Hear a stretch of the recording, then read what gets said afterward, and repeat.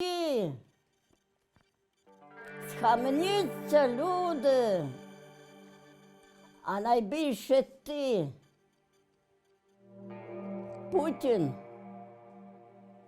почав таку війну проти України, а Україна тебе годувала хлібом, салом. А ти тепер напав на неї. Що ти хочеш? Крові, крові людської.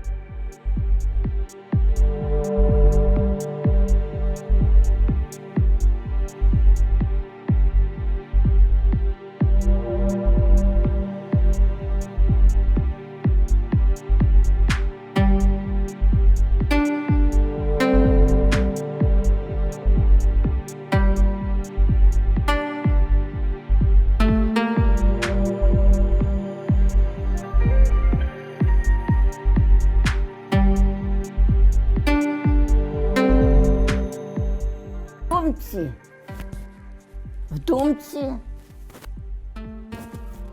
я й тому танкові не бажаю зла. Хай він повернеться здоровий, хай їде в Росію. Я не хочу його забити. Ні, не треба нікого забивати. Людей не треба бити, вони самі помирають, їх не треба бити. І той руський танк, якби приїхав, я би йому сказала: преч, сатано! Їдь на свою родину, я ти дам ще хліба на дорогу, тільки вернися. Ой, що я звертаюсь до всіх людей.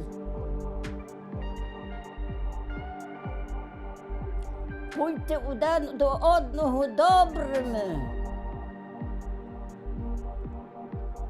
Шануйте один одного. Помагайте. Збережіть ще трохи світ, бо як будете воювати атомом, пропадемо всі.